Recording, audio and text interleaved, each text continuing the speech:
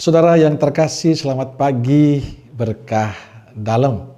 Sudah kita memberi senyum hari ini, Minggu 13 Desember 2020, hari Minggu Advent yang ketiga. Mari kita awali permenungan kita hari ini dengan tanda kemenangan Kristus. Dalam nama Bapa dan Putra dan Roh Kudus. Amin. Bacaan Injil diambil dari Injil Yohanes bab 1 ayat 6 sampai 8. Dilanjutkan 19 sampai 28. Salam sukacita, semoga saudaraku semua dalam keadaan sehat dan jangan lupa untuk selalu bahagia. Saudaraku yang terkasih, pada Minggu Advent yang kedua saya menegaskan salah satu sikap Yohanes Pembaptis yang perlu dihidupi oleh kita dalam kehidupan kita setiap hari adalah sikap rendah hati. Ada kalimat indah yang bagi saya penting diungkapkan oleh Yohanes. Membungkuk dan membuka tali kasutnya pun aku tidak layak. Ini menunjukkan bahwa Yohanes merasa diri tidak pantas, tidak layak untuk menjadi utusan Tuhan. Atau ungkapan Yohanes lain yang menarik, ia harus semakin besar, tetapi aku harus makin kecil. Yohanes merendahkan diri di hadapan Tuhan karena dia tahu diri bahwa bukan dia yang menjadi tujuan dari semua pelayanan dan perutusannya, dari semua kesaksian hidupnya, tapi Kristus. Dia hanyalah utusan Allah yang memperkenalkan Yesus. Dan hari Minggu Advent ketiga ini kita kembali disuguhkan dengan kisah hidup Yohanes Pembaptis yang bagi saya menarik. Tapi poin yang menjadi penegasan dalam pemenungan kita hari ini adalah soal kesaksian hidup Yohanes Pembaptis. Dalam bagian awal Injil hari ini ditampilkan tugas perutusan Yohanes. Ia datang sebagai saksi untuk memberi kesaksian tentang terang, supaya oleh dia semua orang menjadi percaya. Yohanes mengatakan dengan jelas bahwa dia bukan terang itu. Ia hanya memberikan kesaksian tentang terang itu. Dia dengan jujur mengakui bahwa dia bukan Mesias, bukan Elia, bukan Nabi. Yohanes mengatakan dia hanyalah suara orang yang berseru-seru di padang gurun. Luruskanlah jalan Tuhan. Tugasku menghimbau agar jalan bagi Tuhan diluruskan.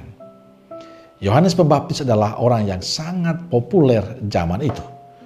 Ia mampu menarik banyak orang. Dan banyak yang simpatik dengan pewartaannya. Dengan kehidupannya yang sederhana. Dan dengan sikap rendah hatinya yang terus dibangun oleh dia. Ini semua membuat banyak orang datang mendengarkan dia dan memberi diri dibaptis.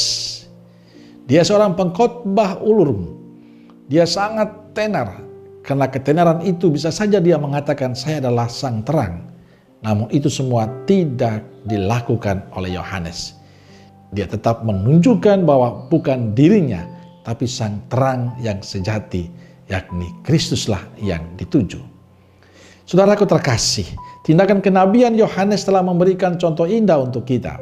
Kesaksiannya telah menggerakkan banyak orang di Yerusalem datang mendengarkan dia dan memberikan diri dibaptis. Mereka datang mendengarkan dan memberikan diri dibaptis karena kesaksian hidup Yohanes yang baik dan menarik. Lalu sekarang bagaimana dengan kita? Kita semua sudah dibaptis menjadi murid Kristus.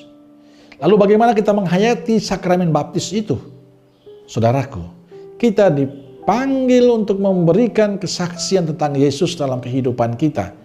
Kita tidak hanya menjadi orang rendah hati, tapi hari ini kita diingatkan bahwa menghadirkan hidup kita secara total menjadi tanda yang menunjukkan pada Tuhan, bukan pada diri kita. Kita dipanggil untuk memperbaharui diri kita dengan pertobatan, memperbaharui diri dan cara hidup kita yang baik. Perbuatan kita, tutur kata kita, sikap kita. Diharapkan semua itu membuat orang lain mengenal Tuhan dalam kehidupan kita, dalam pelayanan kita, dan semakin banyak orang melihat bahwa Tuhan begitu baik dan mereka mencintai dan dekat dengan Yesus. Saudaraku terkasih, saya sering bilang yang dibutuhkan zaman sekarang bukan kamu pandai ngomong, kamu pandai bercerita tentang Yesus. Kalau hanya pandai ngomong, pandai bercerita, anak TK pun bisa. Tapi yang terpenting adalah bagaimana sikap dan kesaksian hidup kita sebagai orang Katolik yang baik. Bagaimana tutur kata kita, bagaimana perbuatan kita, bagaimana perilaku kita, bagaimana kehidupan rohani kita. Itulah kesaksian hidup yang paling penting, yang akan menggerakkan banyak orang untuk datang kepada Yesus. Maka saya ingin mengatakan kepada kita semua, semoga dalam kehidupan dan perilaku hidup kita, orang merasakan kehadiran Tuhan dan mau memberikan diri mengikuti Kristus. Maka saudaraku terkasih, jadilah orang yang benar di hadapan Tuhan dan sesama. Amin. Salam Keluarga Kudus Nazaret. Dan semoga kita semua hari ini diberkati oleh Allah yang Maha Kuasa, Bapa, Putra, dan Roh Kudus. Amin. Berkah dalam.